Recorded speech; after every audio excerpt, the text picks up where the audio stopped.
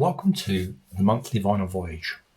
In September 2022, I started an experiment, building myself a new music collection from scratch at a rate of no more than one album per month. Nearly 4 years later, that collection has grown, but it's still a curated set of a few dozen albums, and I'm still taking a bit of time to look at each of these purchases, to learn more about them, and to digress onto side notes that I find interesting. Thanks for joining me today. This is my record of the month from May 2026, album number 38 in my collection, and this one comes with a fairly obvious question.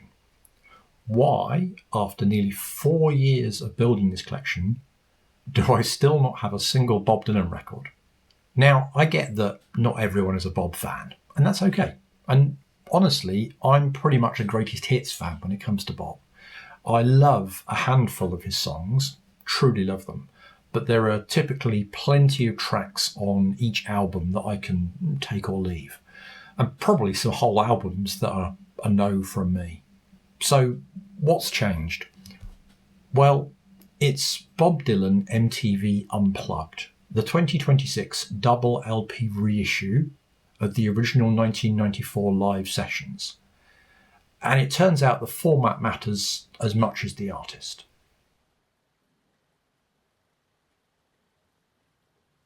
Morning!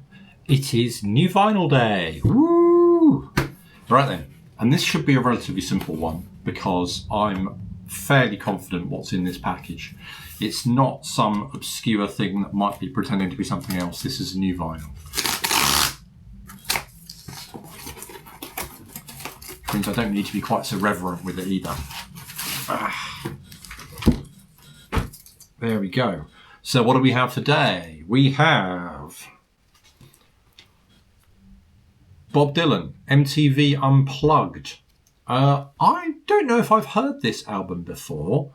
I've certainly heard some of the tracks off it on MTV Unplugged Acoustic or MTV Unplugged Greatest Hits. There's some of the Dylan tracks on there, but I don't know if I've listened to this whole album before. This is a 2026 repress. I don't know much more about it than that at the minute, but I'm going to enjoy listening to this today. I have a bit of a soft spot for Bob Dylan. When I first started learning guitar, I pretty much stuck to learning Bob Dylan tracks. I have one guitar book this is pre-internet, so you had to buy a physical book. And I bought a Greatest Hits of Bob Dylan. I learned to play quite a lot of them.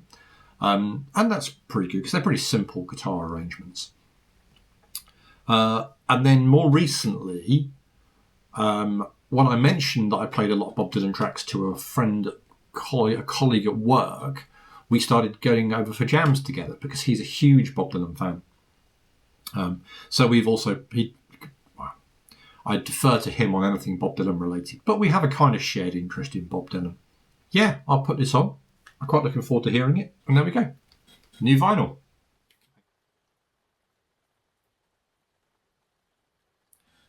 Given how central Bob Dylan has been to me musically, it's honestly weird that I've waited this long to buy an album. I guess I was never quite sure which album I wanted, and I wanted it to be a good one. On the 8th of May, rarevinyl.com emailed me with an advert advertising this album with 2 copies in stock, and that suckered me straight in. Now, Bob Dylan's birthday is the 24th of May, so his name tends to be floating around a bit in the run-up. That may or may not have been a factor. Either way, the urgency on that splash email was effective. Before ordering, I sent a message to my good friend Jonathan, my guitar jam partner, and my go-to authority on all things Dylan.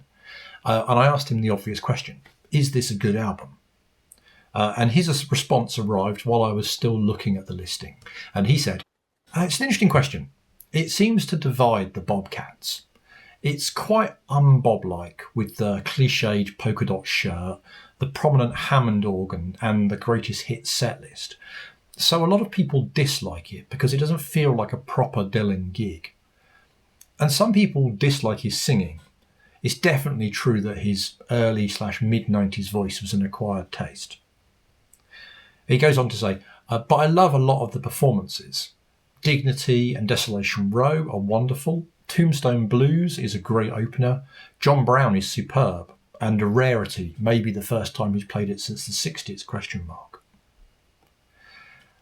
As always with Bob, there are frustrations. We've got the bootlegs of the rehearsals, and he played glorious versions of Hazel and a very slow, mournful arrangement of I Want You, maybe my favourite ever, but he didn't play them for the main event. It's a common opinion among Bobcats that it's nowhere near as good as the 1993 Supper Club shows, which were acoustic sets full of obscure folk songs.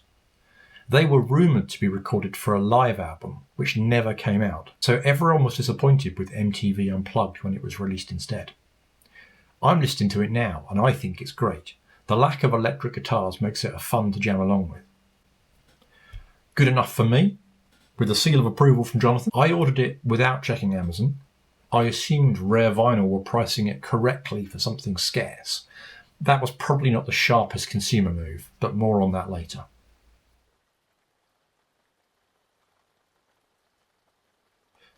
So what does this album mean to me?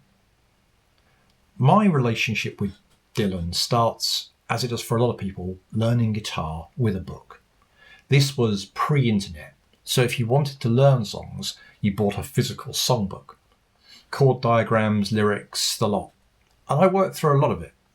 Dylan is, as it turns out, a very sensible choice when you're starting out. The arrangements are simple, the chords are manageable, and the songs are worth knowing. So I've known a handful of Dylan tracks from the inside. I've played them, not just listened to them, which is a different kind of familiarity. So Dylan has been in my life in a quiet but persistent way for a long time, which makes it slightly absurd that I've waited this long to own a record.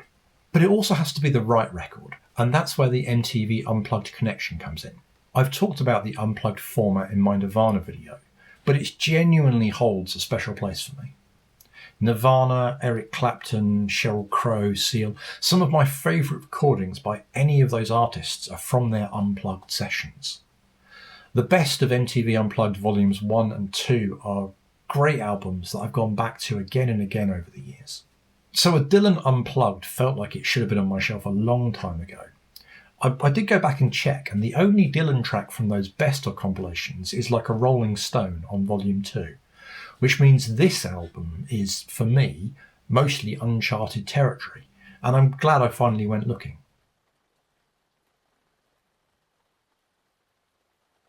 The year is 1994. Bob Dylan is 53 years old, and by any conventional measure, his commercial peak was decades behind him. But here's the thing about Dylan. He was never coasting. In the late 80s and early 90s, he was deeply embedded in what became known as the never-ending tour, playing hundreds of shows a year, rediscovering his love of performing and getting back to his musical roots. His work from this period didn't always get the headlines, but critics who were paying attention noticed something. Reviewing Dylan's for the New York Times in 1995, John Perellas memorably called him a rocker who hasn't gentled with age. And that phrase really works. He wasn't trying to be the 1960s Dylan again.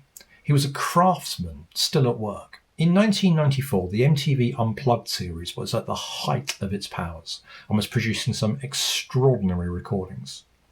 There was Eric Clapton in 92, Nirvana in November 93, and for Dylan the invitation arrived as a genuinely interesting creative challenge.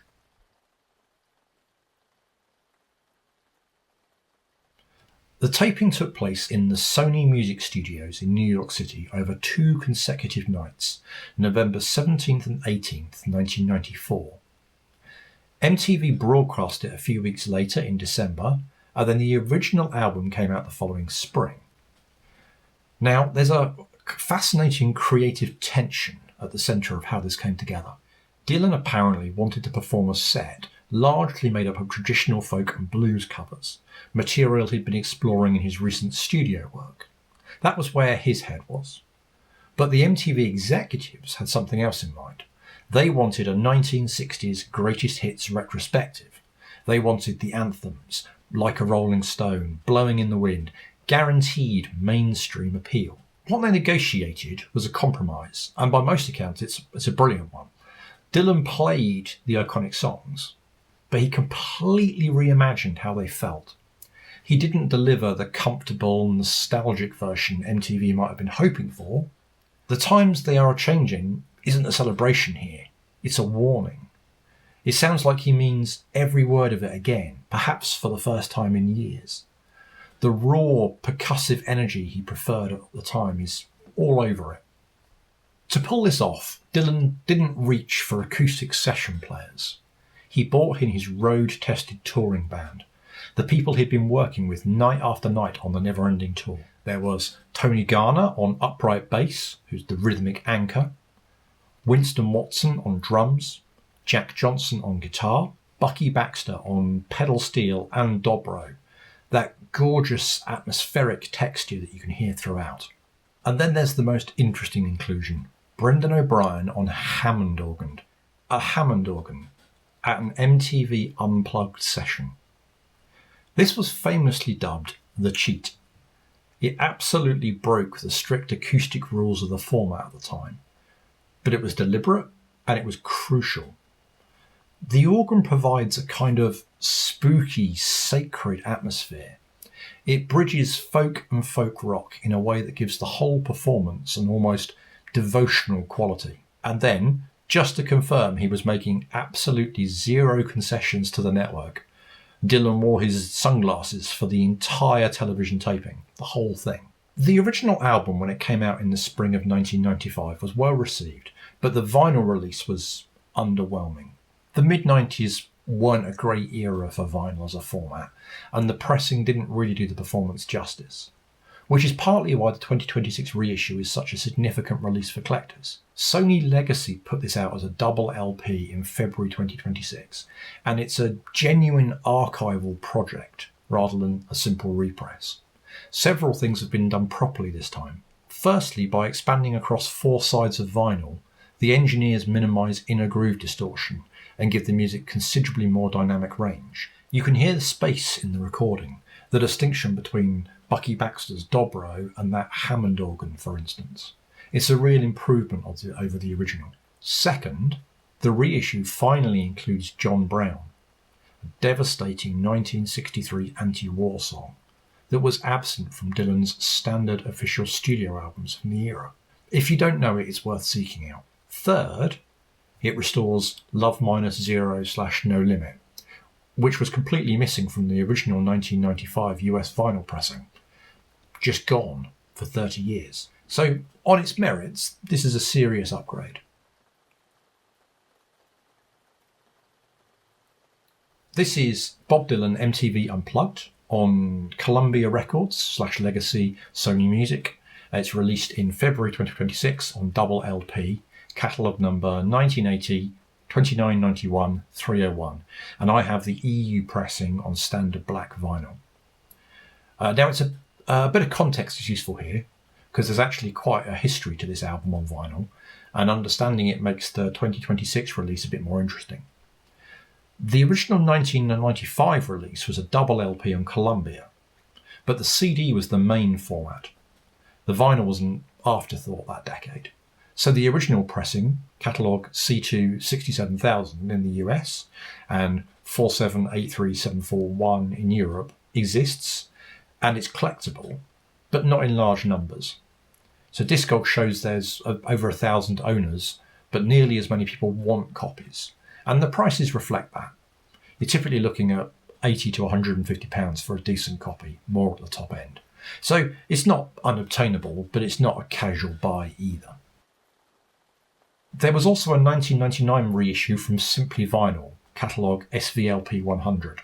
It was pressed in the UK by EMI in one of their distinctive clear PVC outer sleeves. That's like a licensed third-party press. It's not an official Columbia release. I don't know that it's terrible, but personally I would rather have had an original 95 or the 2026 release over the third-party reissue. The 2026 release is the first official Sony reissue, and it's the first time the album has been widely available on vinyl in a very long time. As I say, my copy was pressed in the EU on standard black vinyl. It's housed in a single outer sleeve that reproduces the original artwork almost unchanged. The front cover is a live performance photo of Dylan, kind of warm lighting, minimal text, clean documentary feel. The inner sleeves are printed lyric sheets with black and white photos laid over a light grey background. And the tracks are laid out across 4 sides. This is not a premium audiophile pressing. It's not a half-speed mastering, and there's no boutique plant involvement. It's a mass-market reissue. But the packaging decision feels a bit cheap, even by those standards. These inner sleeves are genuinely terrible. The glossy paper is a very tight fit, and they crackle with static. So I've replaced them immediately. Beyond that, the outer sleeve is a basic single jacket for a double LP. It's kind of got poor structural support. The records squeeze in tightly that you kind of risk scuffing them as you pull them out. For a release that's clearly had some thought put into it, it's a bit of a baffling corner-cutting exercise.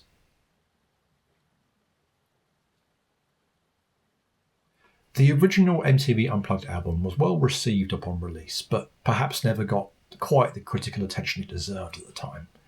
It arrived in a competitive year, and Dylan's cultural profile in '95 didn't have the heat it once had. There's no big awards story here, no Grammy, no notable nominations, but what it's earned over time is arguably more durable than that. A reputation as one of the great live documents of Dylan's career. Among collectors and critics who've revisited it seriously, it became something of a revelation. A technical analysis I found described it as notable for its lack of stress or strain, offering a window into a master craftsman and a moment of profound renewal.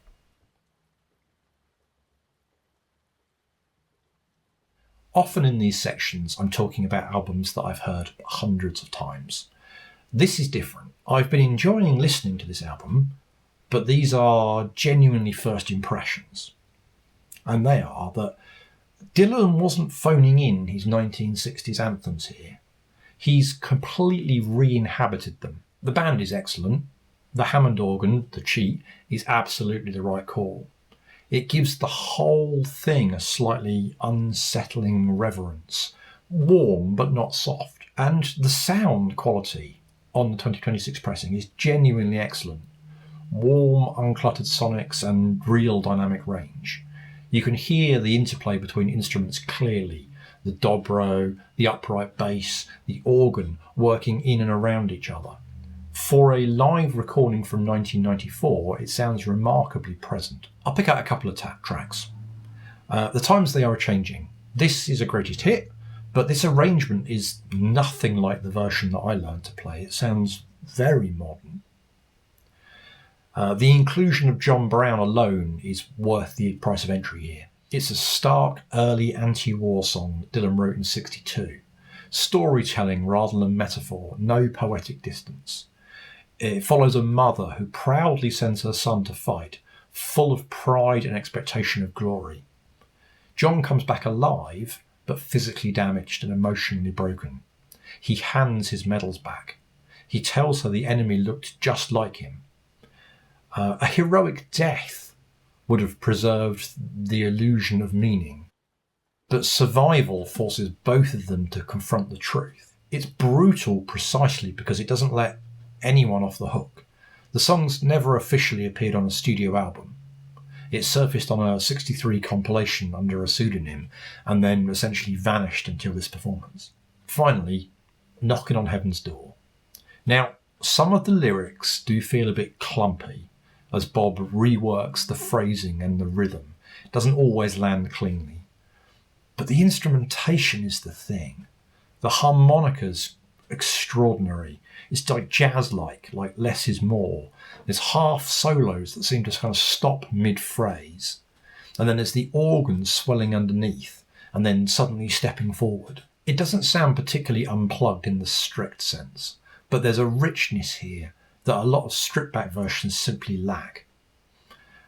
As the track slows and closes, it becomes genuinely hard to pick apart the individual instruments as they layer over each other and blur together.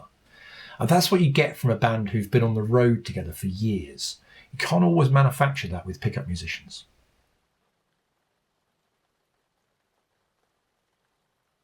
What's missing? Well, again, with such a huge catalogue, there are plenty of things that I might have wanted in a vinyl collection. We've said that this wasn't the greatest hits that perhaps MTV executives hoped, and perhaps I will still decide to add a greatest hits to my collection. But that's certainly not what this album is, with its deep cuts and reimagining. Instead, let's talk about what's not so great, beginning with the elephant in the room, which is Bob's voice. Dylan's voice has always divided opinion, and by the 90s it had become rougher and more weathered, though also more flexible in how he bends melodies and words. Some commentators argue that by 94-95 he'd actually recovered from a weaker early 90s patch, with a smoother, more controlled tone returning. Rolling Stone's view is that his singing here isn't fiery or youthful anymore, but instead it becomes painful, wrenching, and reflective in quieter moments. Personally, I think it varies, even within an individual track. Shooting Star is an example where the emotional strength of his voice doesn't quite lift the song. That said, there's great instrumentational outro that lets the band properly play, so it's not a write-off, it just takes a while to get there. And it leads directly into a version of All Along the Watchtower, which honestly, it's not my favourite interpretation of that song. There are better versions of both of those tracks out there. The other thing which we've already mentioned is the packaging, which really does let the side down here.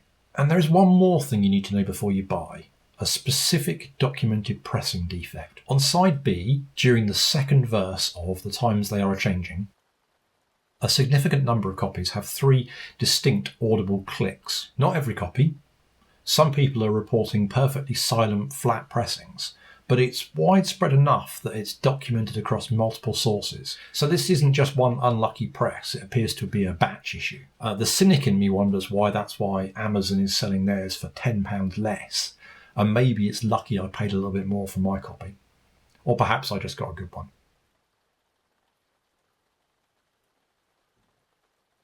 So is this the right Bob album to have in my collection? With such a vast catalogue, I probably wasn't really sure where to start, and I definitely wasn't brave enough to pick up something second-hand, so perhaps that's why I've started here. It's a safe repress of a great live performance from a version of Dylan that rewards close listening. Older, sharper, still entirely his own. The 2026 reissue does it the justice it deserved 30 years ago. Just replace those inner sleeves immediately and hope the pressing lottery goes your way for those clicks. I'm sure I've made mistakes in my research and presentation. We're only human. But thank you for listening.